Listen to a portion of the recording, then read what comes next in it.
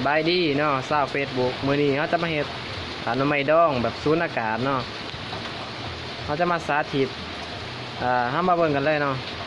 เขาจะเฮ็ดแบบใดเนาะนี่คือหน่อไม้ดองเนาะที่เขาต้มไว้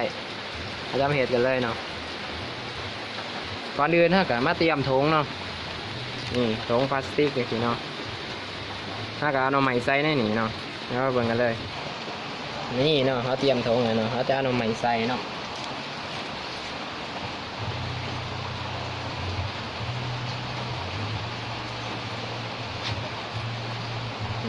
ใส่เป็นตัว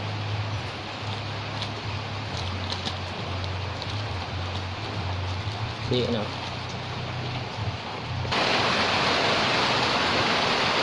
สำหรับใส่แล้วเนาะหน้าตามันจะประมาณนี้เนาะเอาใส่แล้วเนาะวันนี้เราจะมาเบิ่งวิธีแพ็กกันเลยเนาะนี่มันจะมาแพ็กแบบนี้เนาะติดจุ่มลงน้ำเลยเนาะ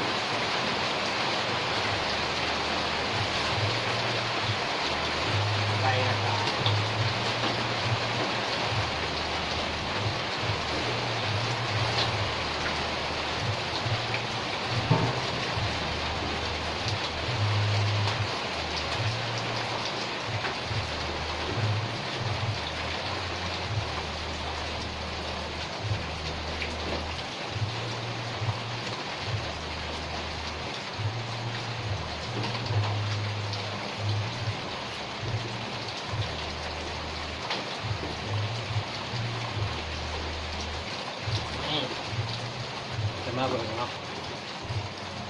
เป็นอย่างซี่นี่เนาะมันจะประมาณนี้เนาะมามัดเลย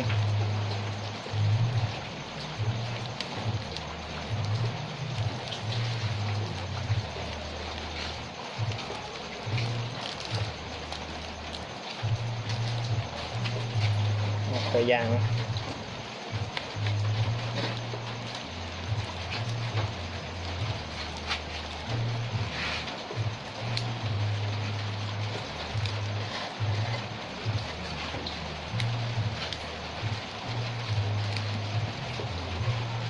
มัด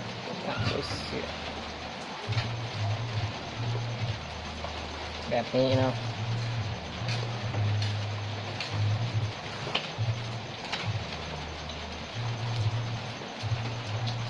นี่เนาะก็เดียวเนาะ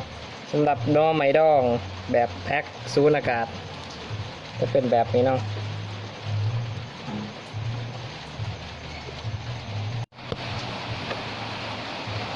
หน่อไม้ดองนี่ก็ได้เอาเนาะพี่น้องนี่เนาะหน่อไม้ดองแบบสูญอากาศ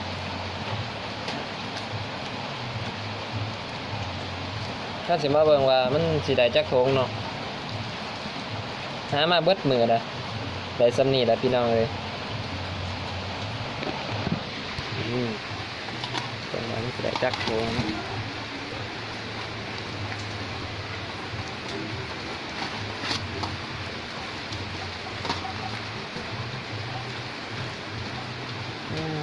ฝนกระตกบ่เศร้าพี่น้อง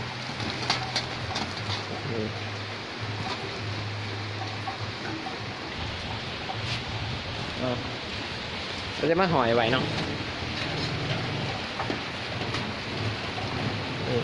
หอยไว้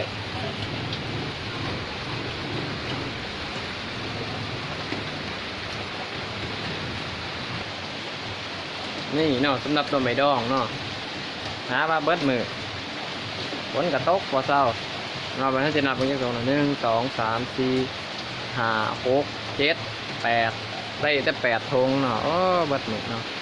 สำหรับคลิปนี้กับผู้ใดสนใจกับนำไปใส่เลยเด้อขอจบเนาะ